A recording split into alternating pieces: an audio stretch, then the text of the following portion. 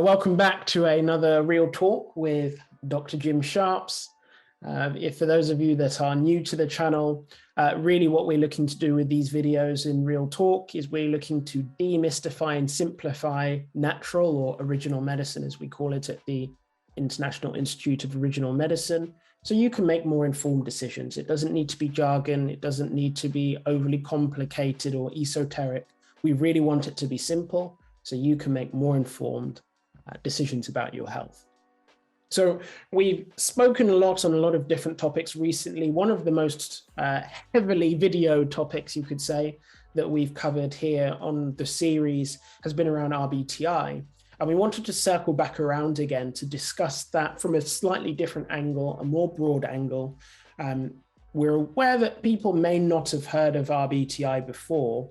So what we're wanting to do is have that conversation about RBTI as it compares with kind of a more common biomarker or assessment tool, if I can use that language, that you might be more familiar with, which is blood tests. So we'll just have a very quick conversation with Dr. Jim, and really hopefully at the end of this video, you'll have a much better understanding of the power of RBTI and why it's something that we are so focused on at the school. So Dr. Jim, thanks again for joining us. It really is always a pleasure and a privilege to have these conversations with you.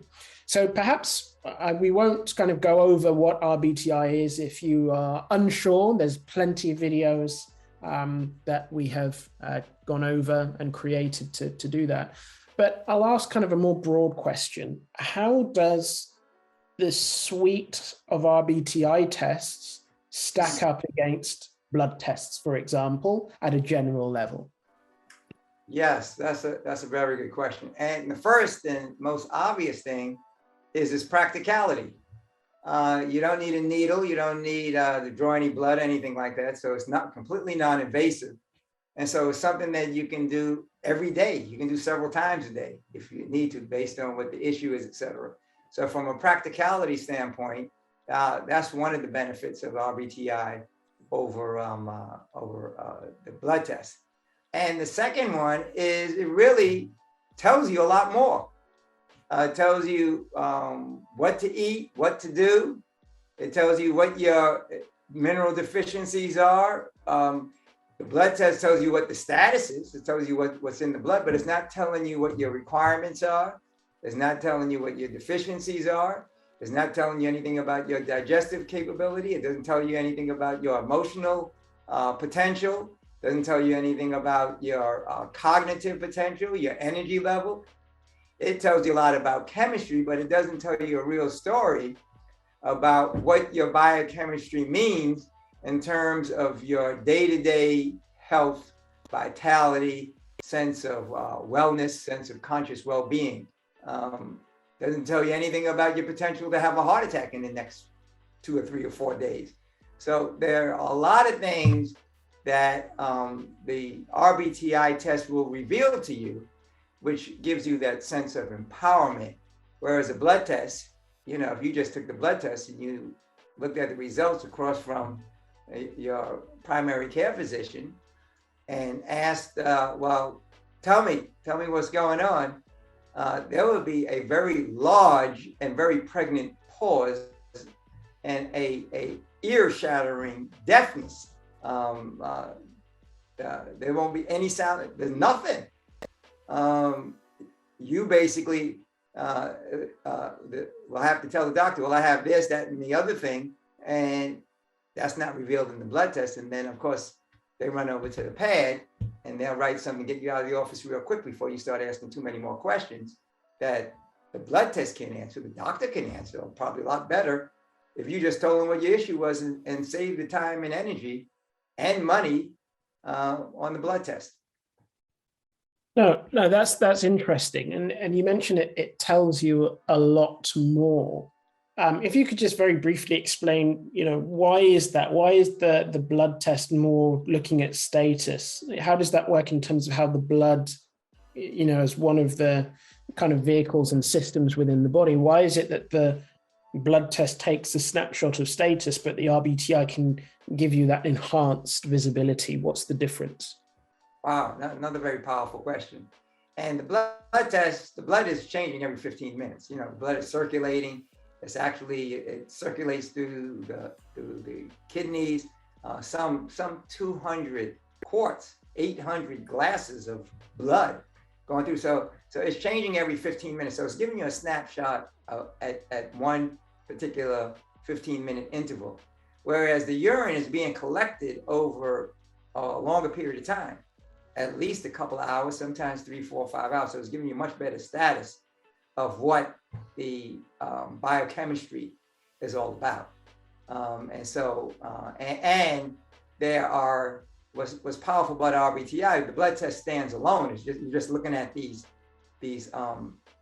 chemicals in isolation. With the RBTI, you actually have a ratio of numbers. So you look at how these numbers relate to each other in terms of analyzing those different aspects of the chemistry. And based on what those numbers reveal to you, it tells you what your status is in terms of those factors that I've talked about, you know, digestion, energy level, oxygen availability, very important things that if they are either too high or too low, have a real implication in terms of health and vitality, or what we would call dis-ease. Very clear.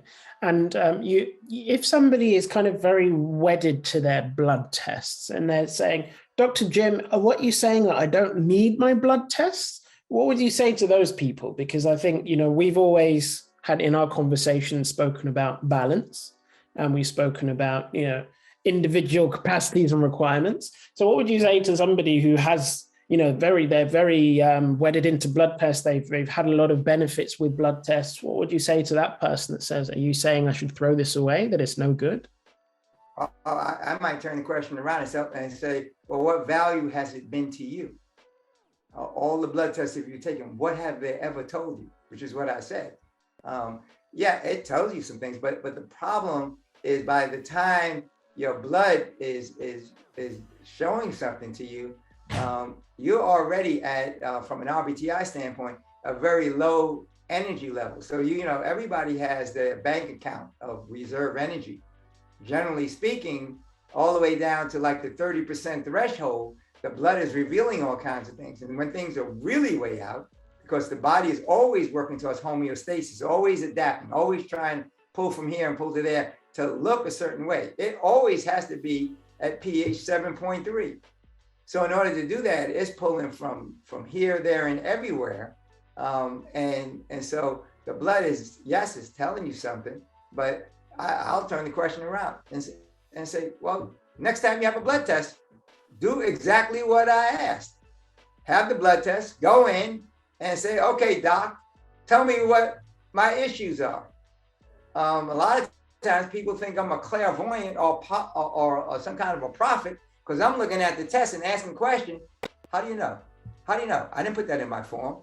I said, I don't know. I'm telling you what the numbers are telling me. What it's revealing in terms of systemic conditions based on what I'm seeing here.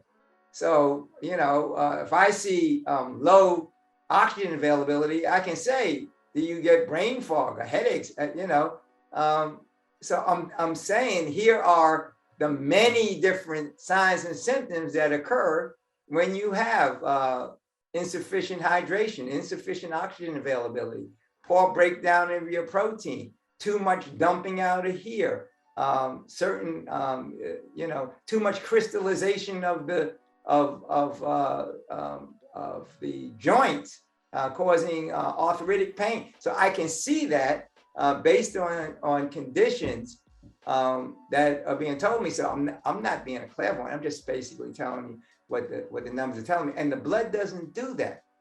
And I, you know, maybe I'm unique, but you know, I've been doing blood tests for over 60 years now.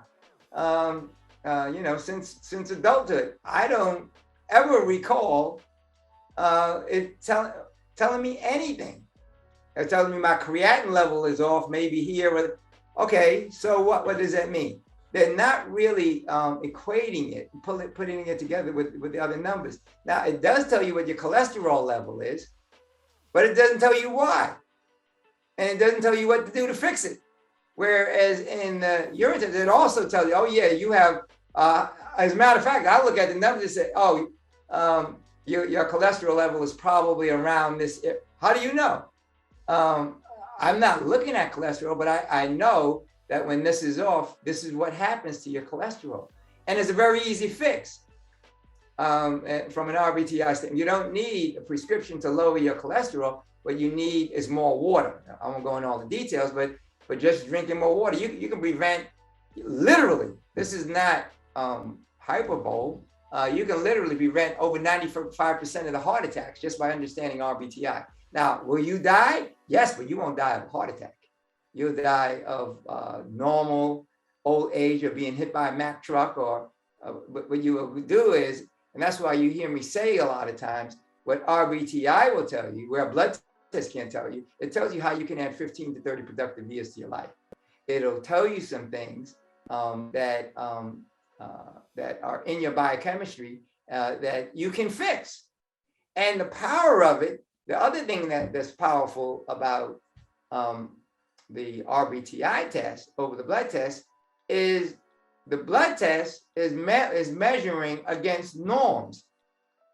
But healthy people aren't part of those norms. So you're against a norm of a bunch of sick people, whereas RBTI is measuring you against what is perfect.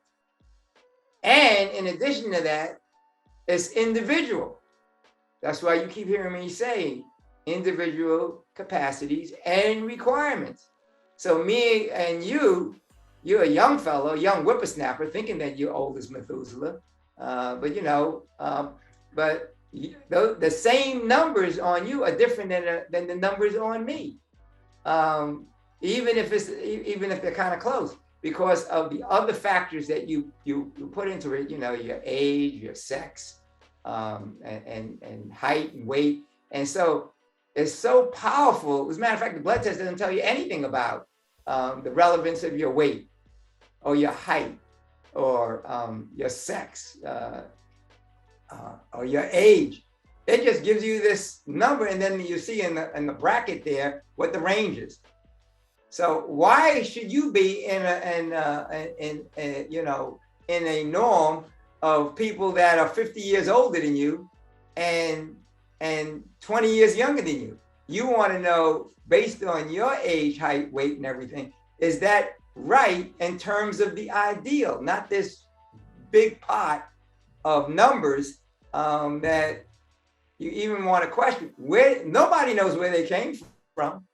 And the sad thing about this whole thing is, and you've heard me say this before, doctors are the smartest people in the world. But they run around with their stethoscope and the blood test, which isn't telling anybody anything. I mean, you come in and even common sense tells you that your heart is beating. Or when you come into the office, they don't need to listen to it. Now they can listen. Now, how many times have you think about it? And I challenge the audience. All the times they're going, and when did they ever listen to the heart and say anything after that? You just put the stethoscope aside and you have another conversation. Not a word about what that stethoscope is telling you. So they have the thing hanging around their neck and they have all these symbols, but they're not as empowered. We can get people to the moon, but we can't figure out how to keep people living long, healthy lives. The science is there, but the system is not designed for health and vitality. Is designed for what I call management of health issues. So they manage it real well, but they're not reversing anything, and they're not showing you how to prevent anything. And they're very bright people. The science is there, but the system is you've heard me say, there's more economics and politics involved in medicine than there's science. So yeah, the chemistry is important, and they could come up with some reasonable things with regard to the stethoscope and the blood test, but they don't. I'm just telling you the reality. And tell me if you have a different experience. You go in there, you have your blood test, you've taken it, you go in 2 weeks later, and the doctor's looking at the blood test and telling you anything, and you'd be amazed at what you will find out from this simple 5-minute test, lab level test that you can perform in your own home. Dr. Jim, thank you so much. I think it's always great and interesting just to really challenge the status quo and really question around our health. I think health is something that I'm seeing as the economic situation really starts to decline. It's going to be more important than ever to have good health, because if you don't have good health, you're not going to be able to work consistently. And if you start dropping out of work, life is getting very tough economically. So that foundation on which you're building your life is even more important. You cannot wait for the engine to blow up. Sometimes you have to make sure you're servicing it right. And that's really what RBTI is allowing you to do at a much greater and accurate level, more insightful level, I should say, than some other assessment tools that are out there, including blood work. So I hope you've enjoyed the conversation today. We really want to kind of just challenge as we move into this phase of life where health is becoming increasingly important. As always, if you have comments, leave a comment with the video. We really do watch and monitor and engage with our comments. And if there is content that you'd love us to cover on Real Talk, we're happy to do so. But until next time, have a great week wherever you are, and we'll see you on the next one. Bye for now. Bye for now. God bless.